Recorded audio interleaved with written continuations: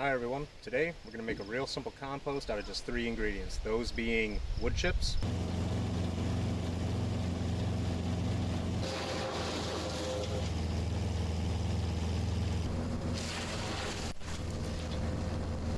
lawn clippings,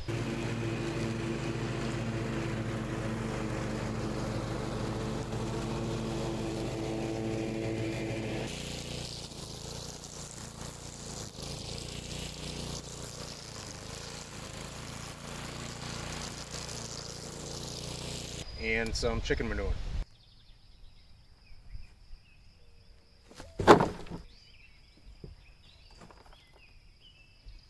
Alright, let's get to it.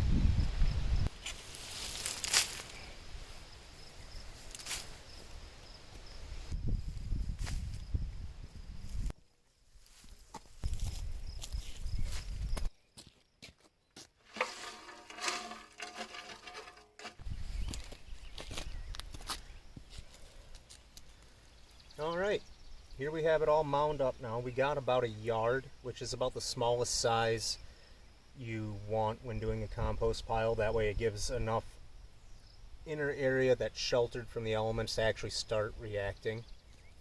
And this took about 5 wheelbarrows full of material.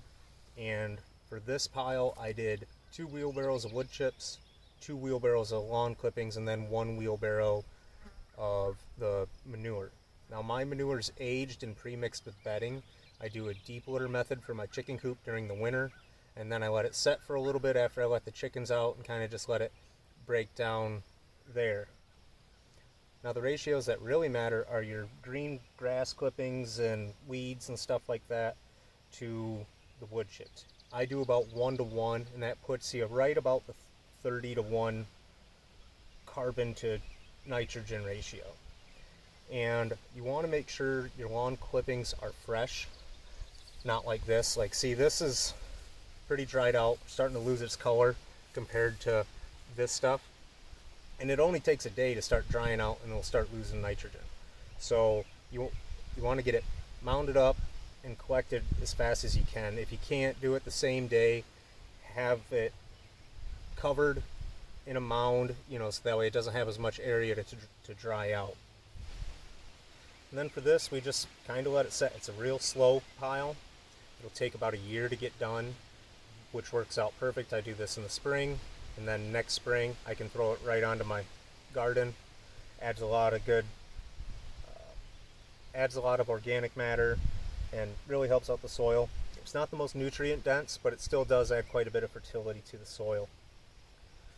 And all you got to do is once a week give it a nice turn and maybe add some water to it. You want to make sure you don't want it soaking wet, but at least some damp moisture where you can kind of feel it on your hands, but it doesn't leave water droplets.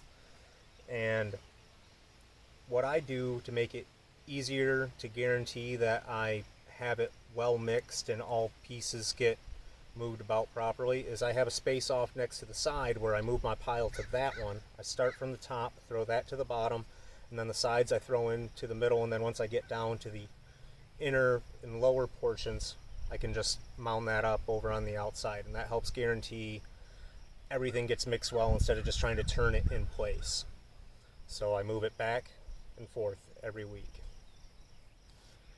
Now with this, you don't need to add any more to it throughout the year. I mean, you can, but as you start adding kitchen scraps and stuff like that, you have to make sure you add more wood chips. And the problem with that is you'll have such a variation of how much stuff is broken down, it can just keep prolonging the pile until it's completely ready. So for that, I would use a different compost pile that you build up separately. But this is a good, easy pile to learn composting on. Helps you get your ratios down, helps you know what to look for in the breaking down. And we'll follow this pile over the next few weeks. I'll film updates, that way everybody can see how it starts to break down and what to look for, what to add, to signs of if you're got too high or too low of nitrogen, too high or too low of moisture content. So if you like this kind of content, like, subscribe. If you have any questions, comment down below, or just comments, things that you would change or do better. Just let me know. And for our next video, I'll be having a brooder box built, and then we'll start getting into some mechanical stuff. Got that mowing tractor going, and some other just mechanical tidbits and home repair stuff. So, we'll see you again soon. Thank you.